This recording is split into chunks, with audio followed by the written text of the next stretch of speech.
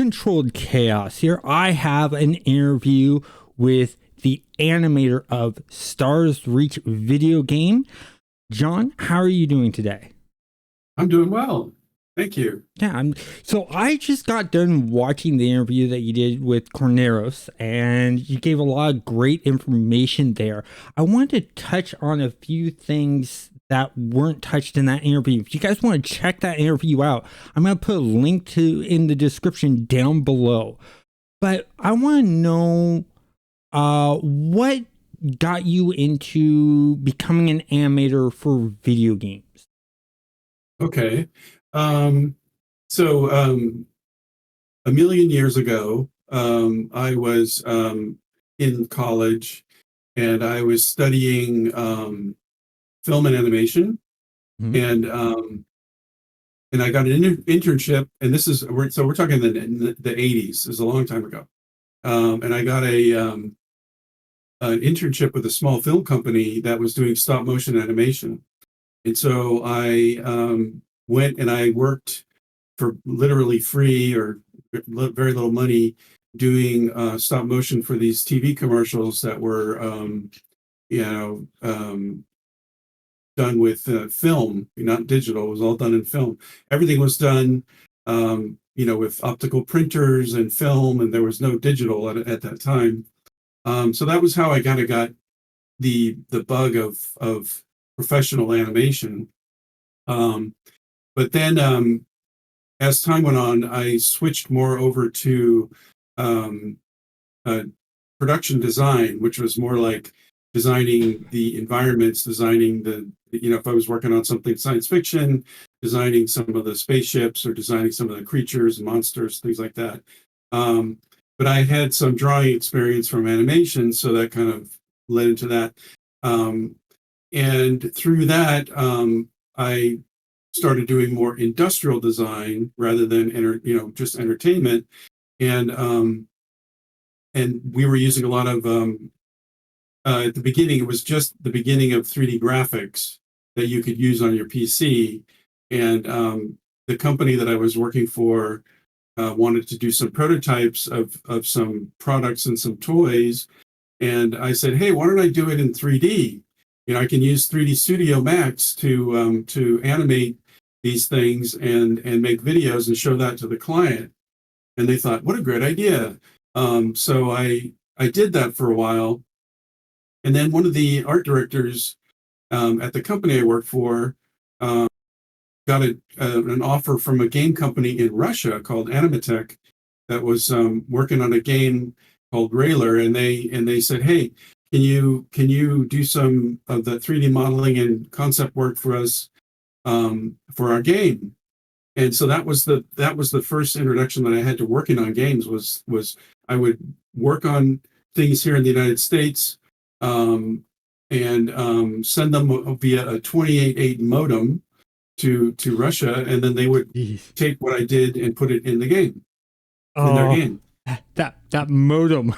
Oh my God. I remember those modems. Oh, that had to take forever to upload. Yeah, Oh, wow. yeah, it So, was a lot of labor. yeah, definitely. Now, I'm noticing in the lower left-hand corner of the screen that I'm seeing you in, is that a Cintiq monitor you have there? Oh, right here, Yes. actually not a Cintiq, it's an XP pen. Oh, XP pen. Okay. Yeah, I it is. Yeah, it's one that you draw on. Yeah. Yeah, well, and that's the thing is there's so many there's Huion, there's XP Pen, there's Wacom, and so many. So, just a side versions. What made you choose the XP Pen tablets over the others? Mainly cost. Cost. Um, I use it for ZBrush 3D modeling because I also like to do 3D modeling and 3D sculpture. Oh, Um, nice. and so I was looking at the Wacoms and all the others, and XP Pen had the best bang for the buck. Yeah. Now, if you're using it for Photoshop or for painting, texture painting, that kind of stuff, um, I don't know if it would be as good. But I think Mm, for ZBrush, for 3D modeling, 3D sculpting, it's just fine. But mm. for drawing, it might be a little bit um, not as good. I'm not sure, but I don't use it for that, so Yeah. I wouldn't know. So with you bringing up that you do 3D modeling and stuff like that, have you done any 3D modeling in the game, or are you just purely animation? Have I done any? Is there anything left? I mean, in the early days when I first started, and there were just a few of us, I built some of the crafting tables. So there's some the original, tables that you see that the little things that come out to build. It has little robot arms. Yeah. Uh, I built the original version of that. I think it's probably been replaced by now by somebody else. But yeah, I mean, I at the beginning I was doing a little bit of everything. I was doing um, uh, I would take the meshes and I would skin them to skeletons, and I built the rig for the animation rigs and all that kind of stuff. I was kind of doing everything Hmm. um, uh, at the beginning, Okay. but most of that stuff has been replaced by now. So with you speaking of the skinning and rigging, are you still doing that part, or is the 3D modeler doing that and then handing it over to you and you just animate? Yeah, now it's more like that now. We actually have somebody who's a technical animator, and the technical animator, he takes the 3D models and he binds them to the skeleton and he builds the rigs, Mm. and then he hands that over to me, and then I just have to animate the rig, or use motion capture or Yeah. whatever is suits the need the best. Excellent. So that leads actually to my next couple questions. Speaking of the rig, controller setups. Do you work with that other animator to work up how the controller setups are set up with splines? Or do they just do it and you work with what they give you? No, it's a very much a back and forth. We it's very collaborative. Um, he'll make some changes to the rig and then hand it over to me and say, how does this work? And then I'll try to animate with it and give him feedback and say, nah, it'd be better if if the arm rotated this way, or if the hand rotated that way. It'd be better if the feet did this or that. And then he changes it and then hands it back to me. And and yeah, so it's very iterative. Yeah, and something I want to be clear for people who aren't in the 3D modeling and animation area, when we're talking skinning and rigging, think of the rigs as the skeletal system of the creature that you're wanting to move. And then the skinning is basically telling what part of that 3D model responds to which bone.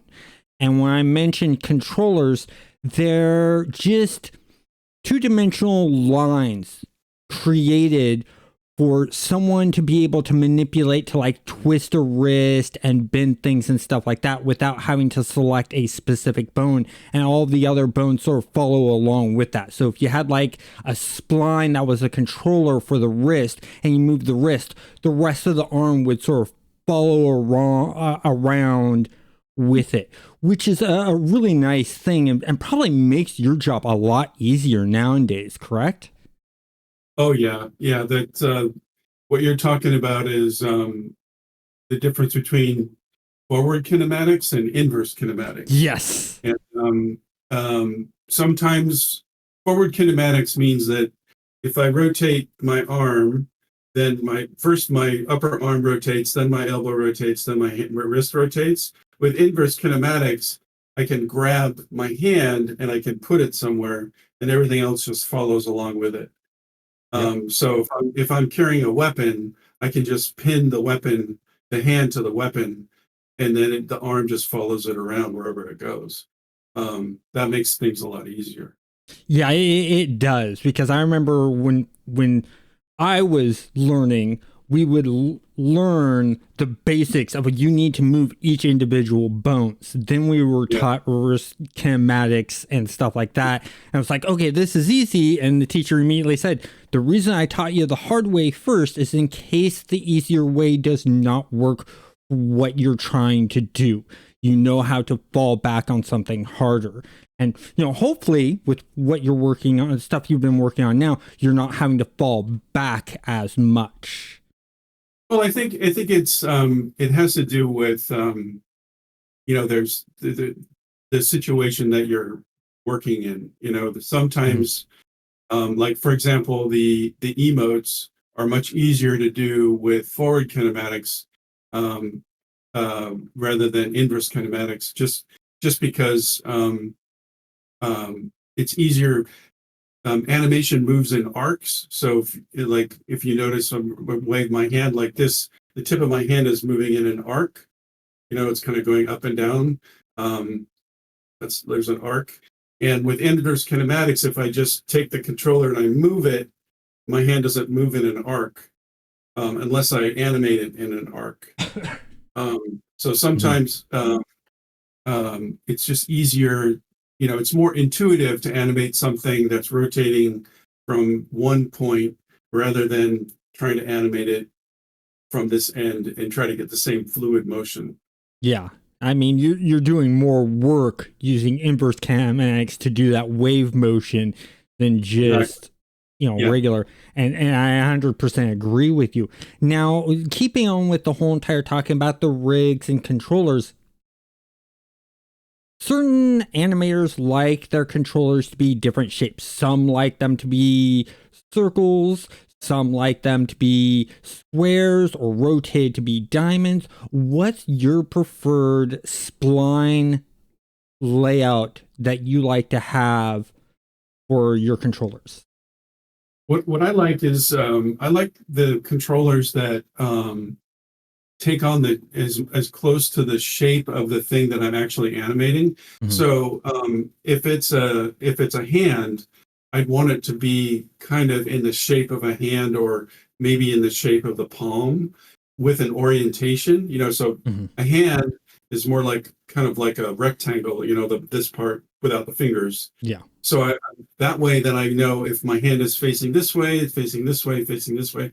If it was a sphere, I wouldn't necessarily know which was the front, side, or back. You know what I mean? Yes. So depending on what you're animating, that determines that's the shape that I like.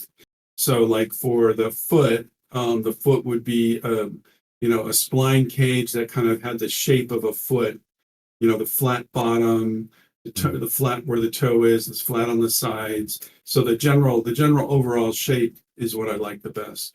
Okay, excellent. And that's really a good way of looking at things. I actually like that idea. I think if I get back into animating, I'll have to do that. But I don't touch animation that much because I'm really good at getting the realistic movement feel in.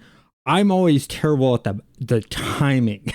My timing just always seems to be a little bit off. Yeah. So, that's understandable. But now what I'm wanting to know is, since you've been with the company for 4 years, you've done a lot of different animations. You talked about blend notes in Unity and stuff like that. So I take it you use a lot of those your animations from like walking to jumping to whatever will blend naturally to one another without having to go to a default stand pose. hmm How hard is that for you to do within Unity? it depends on the situation. So, um, in a case where the character is going from like standing still straight up to, let's say, sprinting, um, a blend tree works really, really well because what you end up with is you have the standing pose and they're just in an idle, just kind of standing there, and then the next one in the line will be like a walk animation. So depending on how fast the character is moving, if you had a controller, it'd be a little bit easier. If you push the controller a little bit, then they would start walking. If you push a little bit more, then the next animation would be a jog. And then if you push it a little bit more, the next one would be a sprint. Um, and those animations are all kind of nested together, and it's based on what the velocity of the character is. That's how those blend trees work. Um, um, there's also blending between interactions. So if let's say that I'm standing and I want to climb, we have to somehow transition from just standing in an idle pose to this pose where they're climbing like this. And you know, some games do it very. I use the word explicitly, meaning that they have the person, you know, move very realistically to put their hands on the wall and their feet on the wall and then start climbing. Some games do that, but our game is a much more fast-paced game. So what we'll end up doing is just blending from that sort of stand pose or the flying pose or whatever pose, wherever you're coming from, and then just do a very quick blend right into that climbing pose. So the player doesn't have to wait for them to transition, from one pose that's very different from the pose that they're going to be in climbing. So it's very, and that's something that there's no in-betweens on that one. They literally just go from standing to quickly blend into the climbing pose. And that's mainly for, to make the game feel more responsive. Yeah, and I gotta say, the movement and response of the characters and creatures is really good. I'm impressed with the work that you've done on that, because I watched and heard you talk about, doing the grav mesh and the flight, and you were uncomfortable with how that looked, so you played around with that some, especially on the landing, and it just feels so nice and it's so fun. I don't find myself walking around that much. I find myself using the grav mesh, and then when I'm running out of endurance, I look for a cliff nearby and find one that I can grapple to and watch them go into that pulled animation and things like that. And what I really liked was in this latest update where they added in the slide animation and the wobbling. I was just like, oh, Yeah. this feels right. This feels like my character could fall over at any point in time.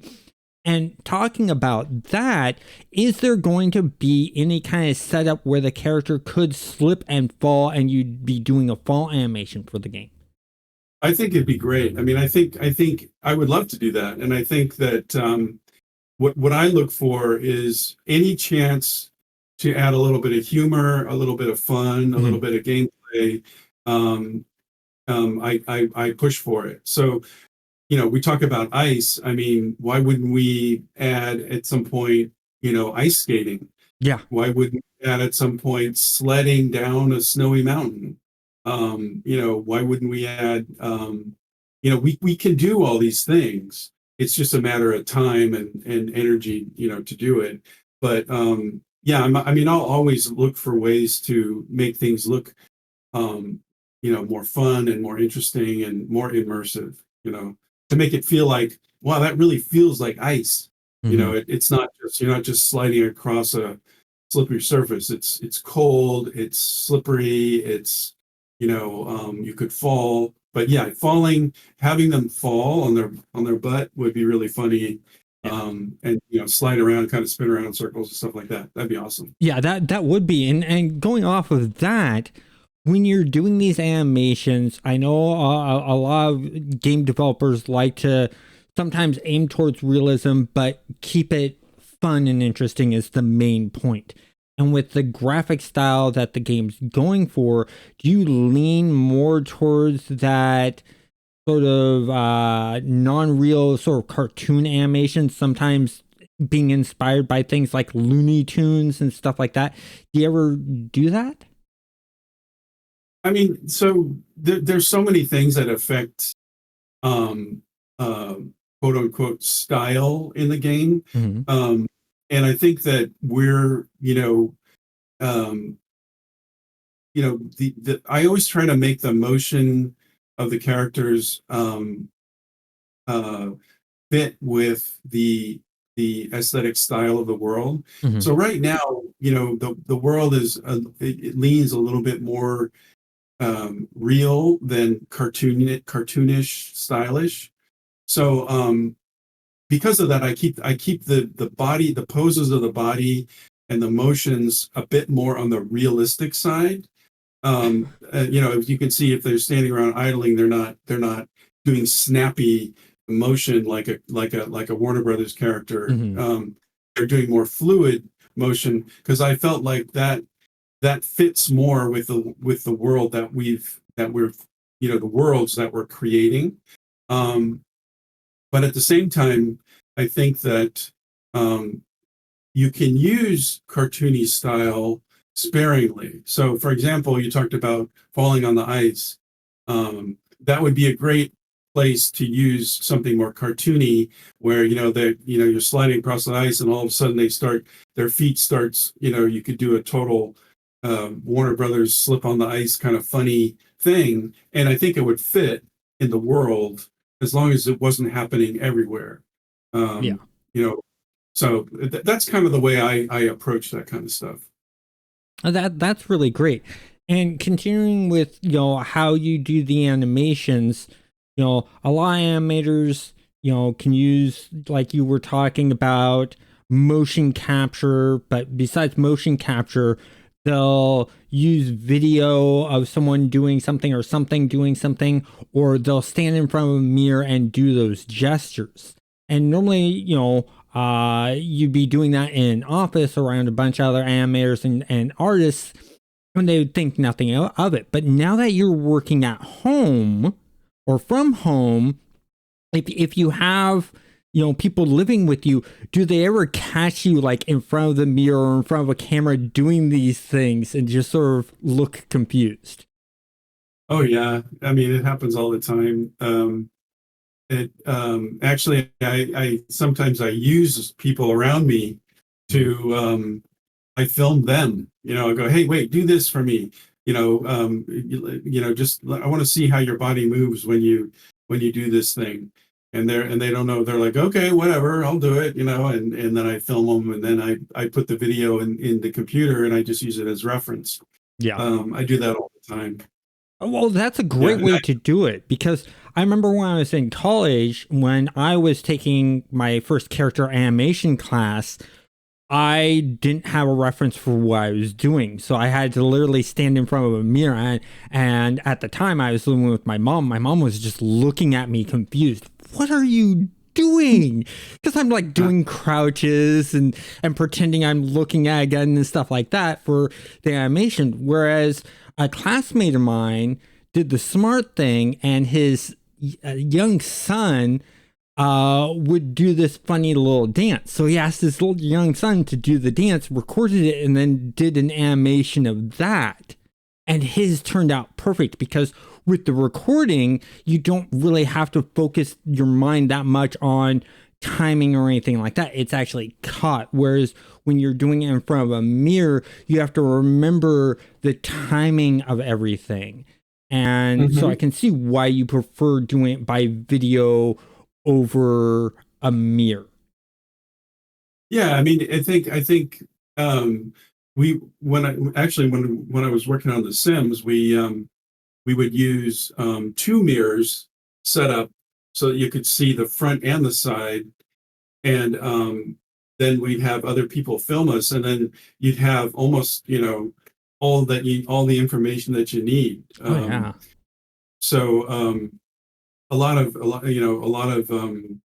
people still do that. But they also have now motion capture suits that are affordable.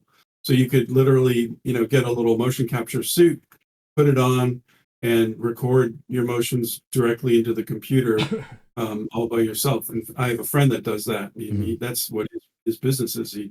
He puts videos out of himself doing all these crazy things, saying, "Hey, hire me to do some crazy stuff for you." That's nice. Now, do you use any motion capture in the game, or is it all hand animated? I use motion capture all the time.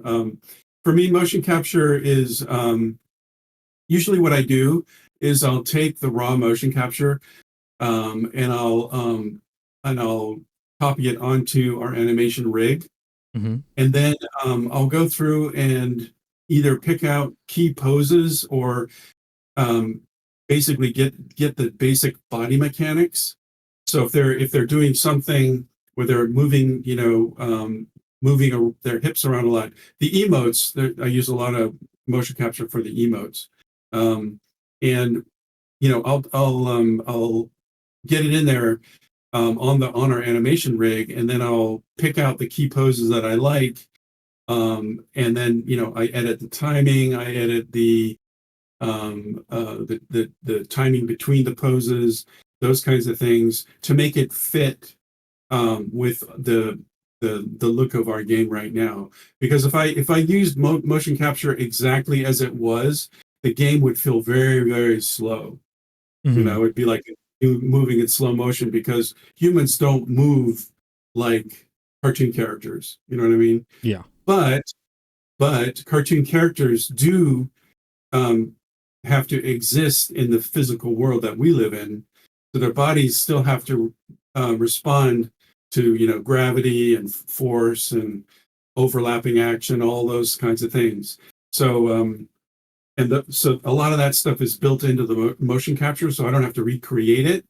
All I have to do is pick out the parts that you know uh, that make the most sense and cut out all the stuff that we don't need. That's kind of how I use motion capture. Okay, that's nice. So I take it you have your own motion capture system at home. No, I mean I buy a lot of motion capture, or there's a lot of free stuff that I use as reference. Um, but at the end of the day, it's changed so much that it's really it's motion capture for me is more like video reference. Hmm. It's I would never use motion capture that I got directly. I would never go directly from motion capture to something in the game. It's always goes through some timing adjustments and changes and pose adjustments. I mainly use it for body mechanics, just to kind of make sure that I got the weight right and I'm not you know the one thing about animation is that you know our memory of how things move is not realistic. Like if we try to recreate something that we remember, um, it it always ends up looking wrong. So that's why using motion capture or video reference is so helpful, because then you're like, oh, I didn't know that my hips needed to move this way if I'm shifting my weight that way, or I didn't know that I would move my arm that way to steady myself or to balance my weight or whatever. These are all things that you don't notice intuitively, but when you see it in motion capture or video reference, you're like, oh, I see, that's how I'm doing that. Um, so it's a great tool.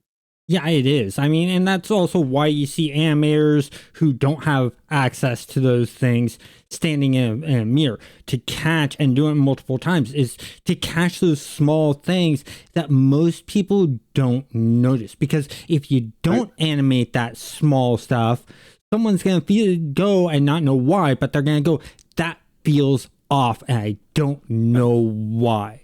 It's just Exactly. like, when you wave to someone, it's not just from your elbow up that your arm's waving. You normally wave with your whole entire arm. It has that Mhm. gesture. And Yep. so if you were just to wave from the arm, it would feel, or from the elbow, it would feel off. So I Mhm. 100% agree with you on that. I want to move on to some of the things. Do you ever get someone like Dave Jordanson? He's always coming up with new creature ideas for us to fight and stuff like that. Does he ever come up to you and go, "I got this creature idea, and here's some ideas for animations and what do you think?" Do you ever collab with other people in other departments for things like that? Oh yeah, absolutely. I mean, we talk about that stuff all the time. I mean, um, Dave will probably approach it more from a gameplay perspective. You know, Mhm. he's thinking more, not so much visually about what he sees, but what the what the actual behavior is. So you know, he might design something that says, you know, okay, you're going to we want the player to tame a pet with a treat bag, you know, but he won't explain to me exactly what the character is supposed to do. He'll just say, this is the result that I want. And then what I'll do is I'll go and I'll make some little animations or do some poses or some quick tests and then show him and say, is this what you were thinking?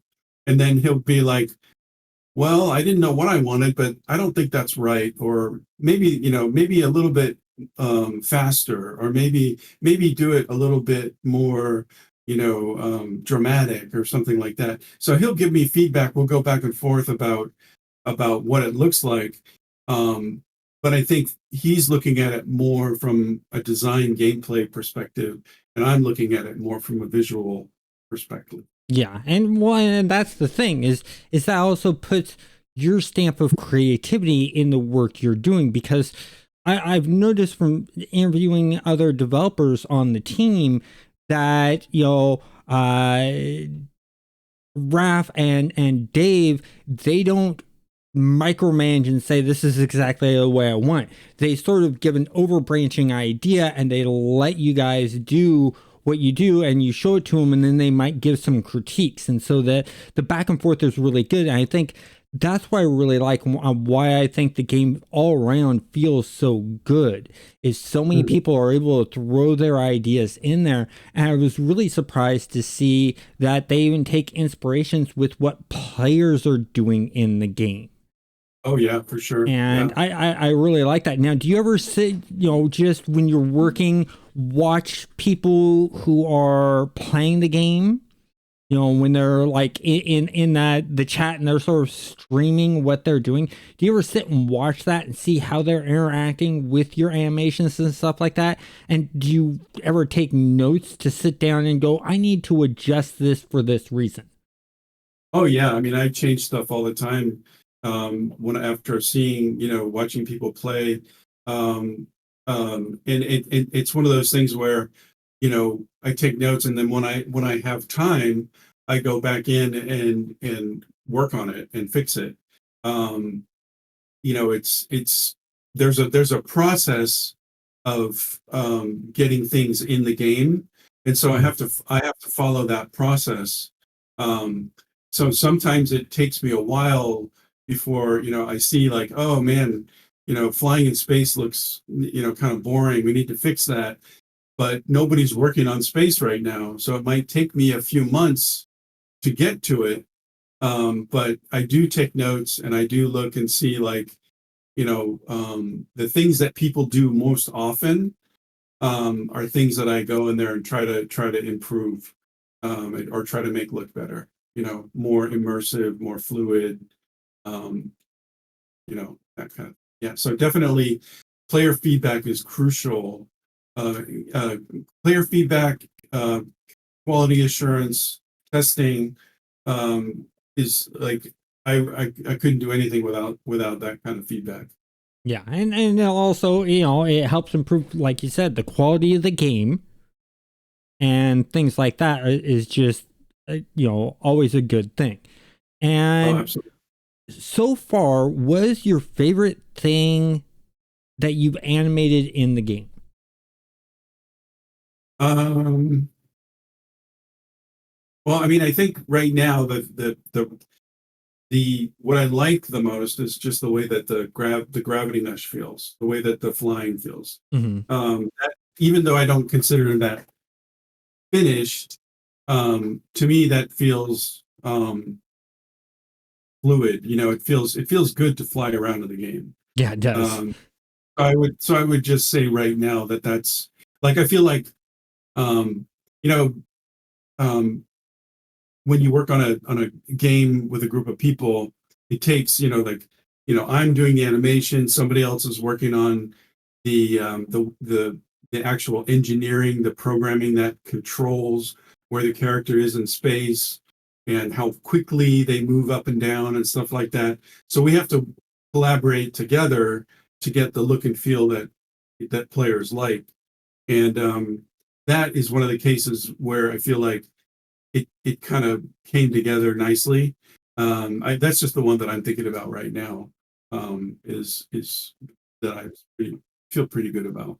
Now, I know in the interview you just did with Corneros, you mentioned that you've been currently working on some of the melee stuff and things like that. What's one of the things in the pipeline that you're excited to get to work on, animation wise? Well, I think new weapon types, attack types, melee types, different types of combat. I think I'm pretty excited about. Um, I mentioned I would love to give each species its own unique walk and run cycle and idle so that they really feel unique as characters. They don't just look different, that they actually behave different and feel different. So when you pick a Squatchy, you want to feel like you're big and lumbering and bigger, and your arms are longer, and if you're a cat character, maybe there's special idols where lick your hands and do your ears or something like that. Special to that species. So just trying to make each species feel more unique and more uh, characterized by their motion. Okay, excellent.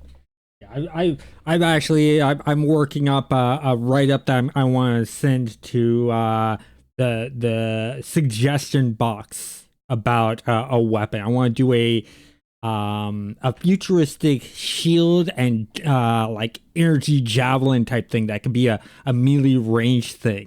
I'd love to see what you do animation wise with the different attacks that would go with something like that. Just seeing what you do for that, because just having the same animation for every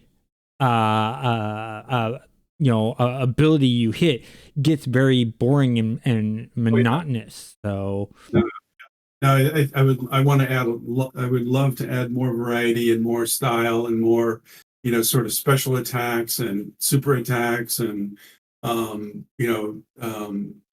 the same with the creatures. Like I would love to make have the creatures like if you're fighting the giant ball hog, the giant ball hog should have his own very special, unique attacks and a wind up, so that when it's coming, right? So if you're you're like, oh my gosh, that thing is huge and it's got a ton of hit points. I'm gonna need like 5 to take it down. And then when you see it winding up to do some big massive attack, everybody's like, run away for it to be done, that kind of thing. I would love to be able to do that. I think that would be super fun. Well, when you're talking about the ball hogs attacks, the one ball hog I like is the one that throws the small green ball hogs that fly to you and explode, and they sort of like cross their arms and shake, and then they release, and then this big explosion happens. As soon as I see them cross the arms, I know to run.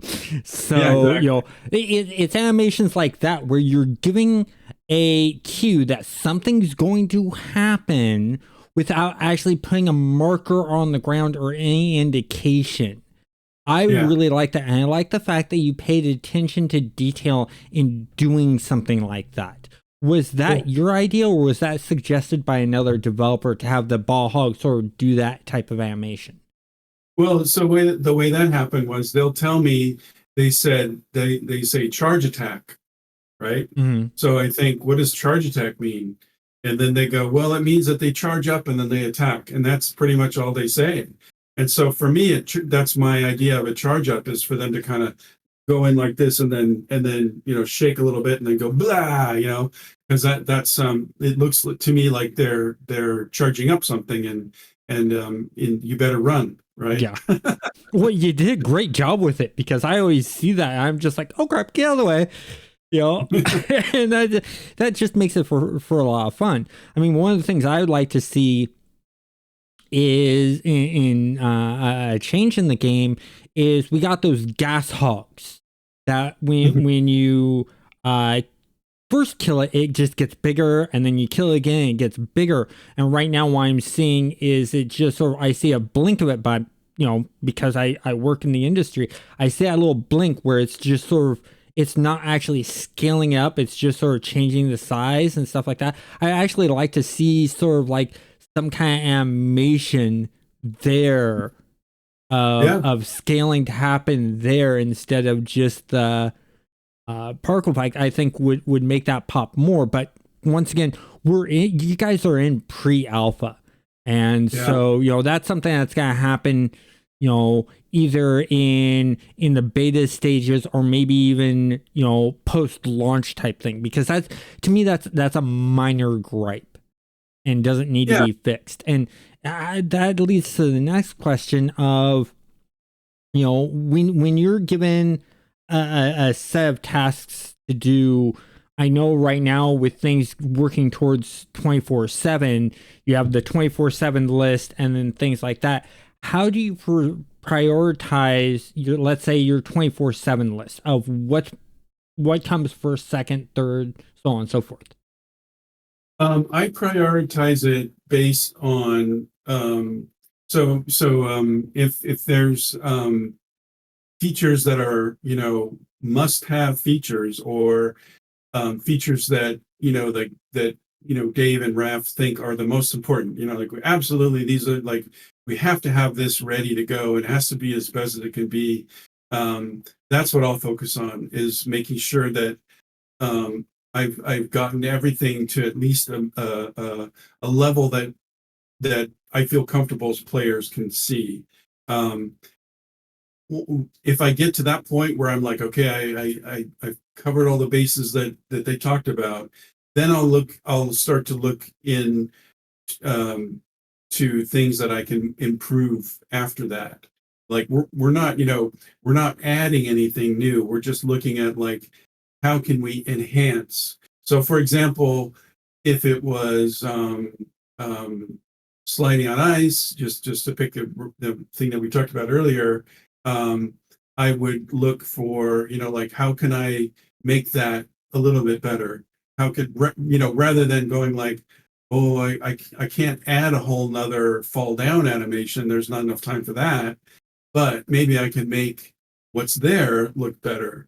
Or the flying, I might think like, maybe adjust the timing of something a little bit, or um, or go back into the creatures and look at, like, you know, is that, is that reading long enough, or do I need to add a little more time to that attack, or that this attack, or that attack? Those are the kinds of things that I do. Since we're not adding anything new, we're just basically taking what we have and trying to make it as best as we can make it before we go uh, live 24/7. Yeah, and that's good that you're looking at those things for 24/7, because most companies, when they look at going 24/7, they're just focusing on stability of the servers and things like that. I know that you guys are working on that, and you guys are quick turnarounds, because I remember Tuesday's test, the wormhole world was constantly crashing, and then today's test, it was buttery smooth. And Yeah. so, that it's nice that there's that quick turnarounds. What's that feel like to you to work at a company where things are so rapid for such a small team? Well, I think it took a long time to get there, is Mhm. what I'd say. That to get to a point where we could um, you know uh, identify a problem and then fix it within a day. So for me, game development for me has become that very rapid iteration.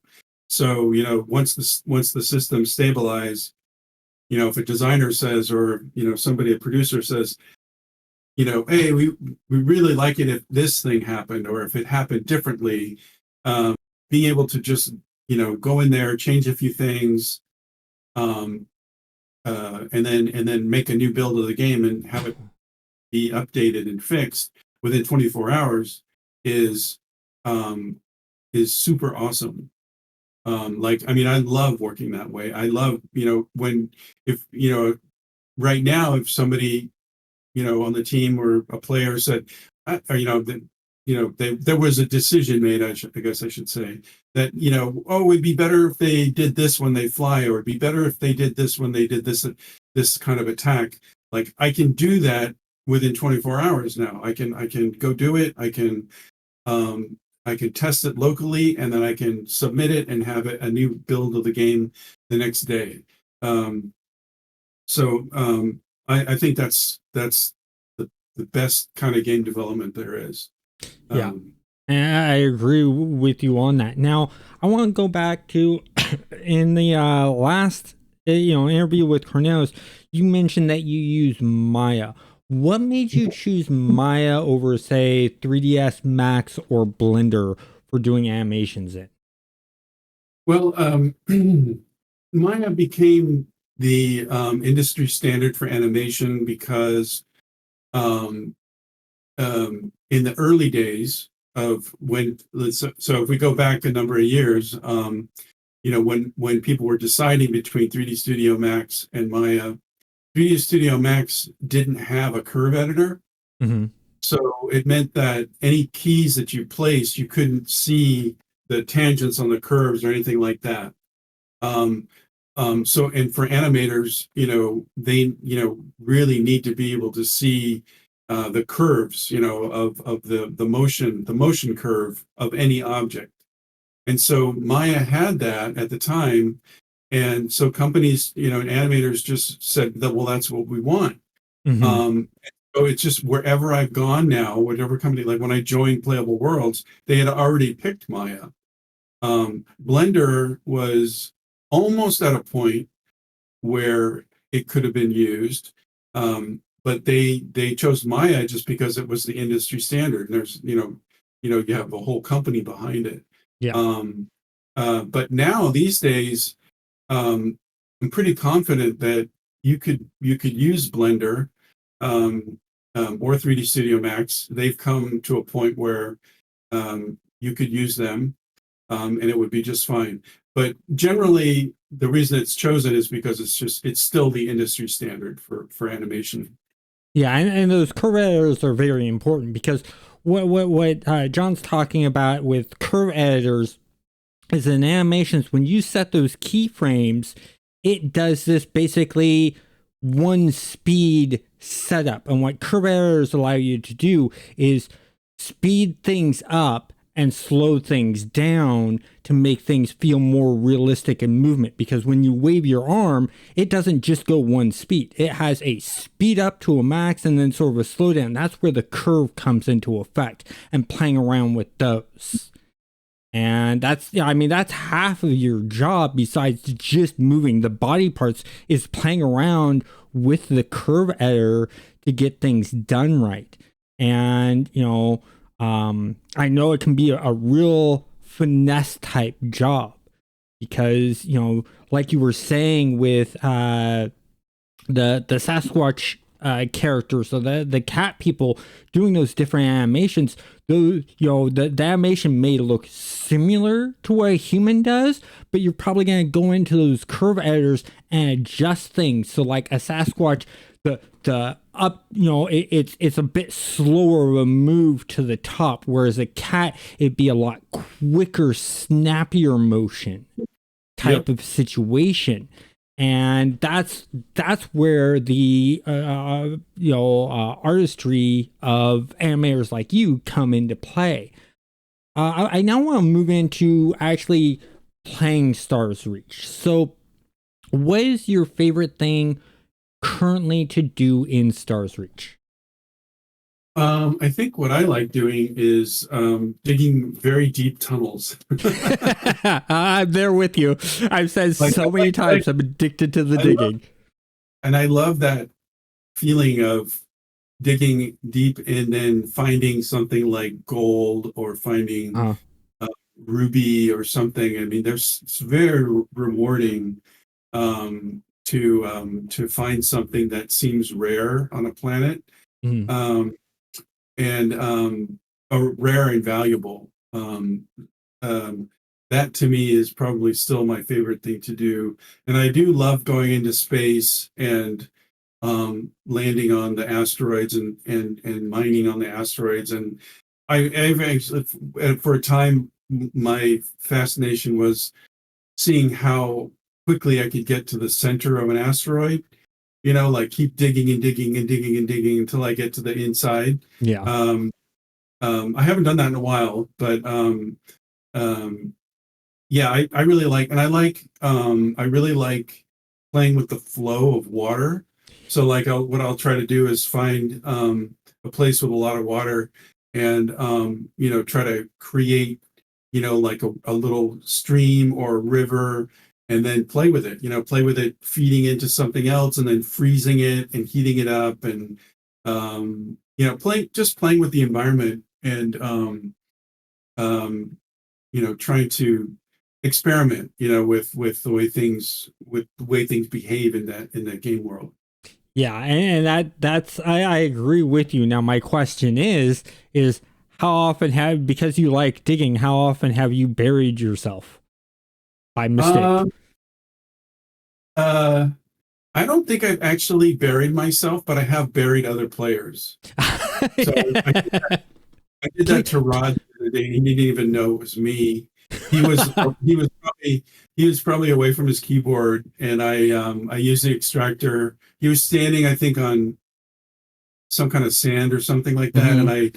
I basically extracted the ground underneath him, and then I unloaded my hopper on the ground that was above him, and it just slid down and covered him up. It was No, have you ever done that to Dave? no, I haven't. He moves too fast. Dave is He never quick. stands still. He never stands still. So Yeah. I can't. And he's too alert. He'd be like, "Oh, somebody's trying to bury me. I'm going to get out of here." Well, I Whereas mean, yeah, Rod was distracted. look at the games he's worked on. Tribes and Planet Side. You Yeah, have to yeah. be alert for those kind of games. Oh yeah. No, he's a fast mover. Yeah, he is. Yeah. So, and that interests me. Now, what's a gameplay mechanic that you're excited to see get put into the game and play around with? Um, I think right now I'm most interested in uh, different kinds of combat. Different kinds of combat? Um, yeah, different types of combat, and that's stuff that we're still talking about. Like it's Mm. still, in the planning stages. But uh, that, and I mean, as far as a gameplay feature, just sort of blowing out what you can do in combat. Like I always find that ranged weapon games are difficult because you're always far away from your target. It feels it feels less personal, you know. Mm. And I really do like you know games where I get to play up close to my enemy. Um, so I hope that we get to do more stuff like that, where we get to do different types of combat and different types of um, you know uh, weapon types and things like that. Well, that would be really interesting to have the different weapon types, because it would be interesting to see what you do animation wise with a staff versus a sword versus a blunt weapon versus maybe something like a whip weapon and stuff like Yeah. that. I mean, are there any plans to do something like a whip weapon in the game? That I don't know. I mean, that'd be more of a question for Dave, I think, Mm. and Raph to see what their planning is. Um, I don't, there, there's we have so few people on the team and so much to do. It's hard to find a time to get together and brainstorm on what all that stuff is going to be. But I'm sure they have it in lists somewhere that they're working on. Yeah. Um, yeah. So, what I'm wanting to know now is, with everything you have going on, what is one of the features of animation that you can that because you mentioned working on Melee, what's another animation that's in the pipelines that's going to be hitting before 24/7? Before 24/7, um, I think it's mainly just going to be improvement as far Just as I improvement. know. Yeah, I think just polish work, improvements. Like I don't want to speak of things that I'm not sure about. So Yeah, yeah, yeah, totally understandable. But I wouldn't be doing my job if I didn't ask those hard questions. I get you. Yeah, I Yeah, understand. and for me, Fair enough. it's part of the fun. Yeah, yeah, And yeah. it's just like sometimes I'm one of those people. It's like, okay, Dave's on. I want to see if maybe I can bury him, because then it feels like a good achievement if you're Yeah. successful, you know. And well, I think that's pretty much everything we have here.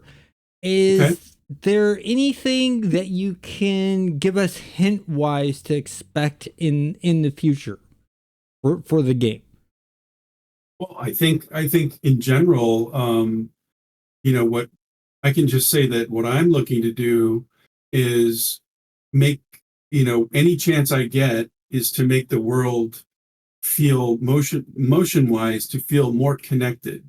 Mm. So I'm always looking, I want the player to be completely immersed in the world that they're playing in.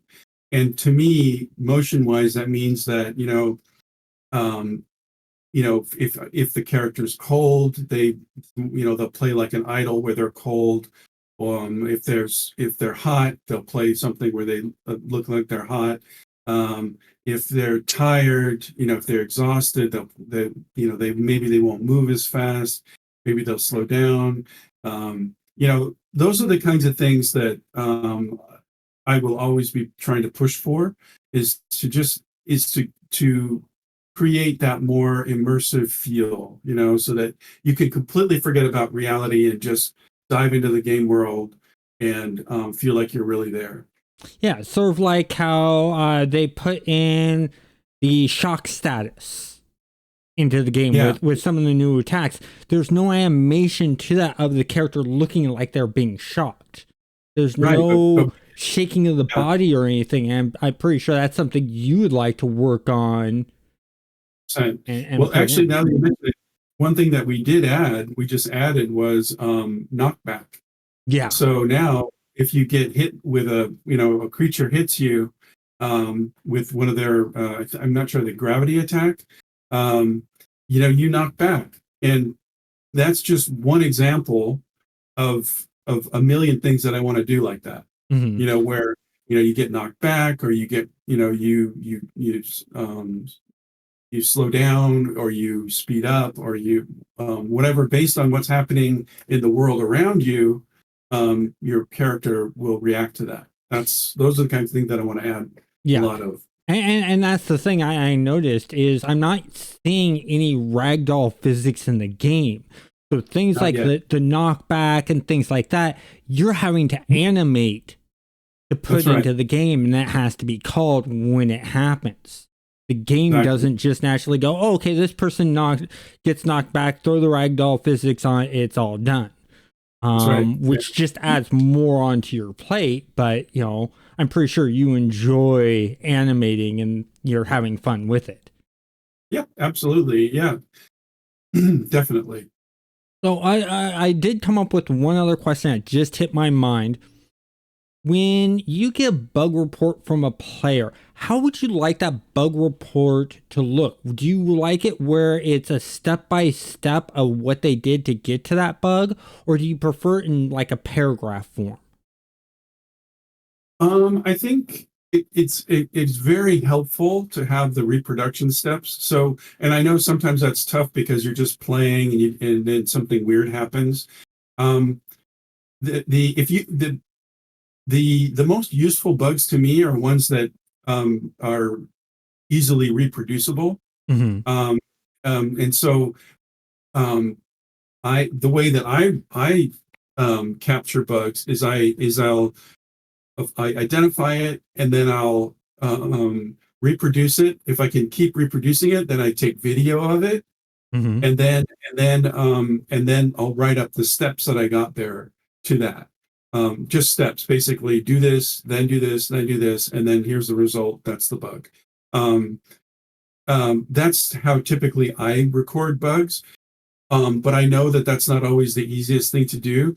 Sometimes just a paragraph, or something like, I was doing this and then this happened, and then a video or a screenshot along with that is super helpful. Yeah, definitely. Um, Video and screenshots can always help, especially with animators. A video is just that extra little help, makes the job for John to be able to fix the animation bug a lot easier. John, I mhm, want to thank you for your time in doing this interview. Speaking of mhm. writing bug reports, I have a video right here that you will want to watch about how to write a professional bug report, actually in the way John was talking about with repro steps and repro rates and things like that. Go check out so you can write really nice bug reports to send to John. Have a Yeah. great day.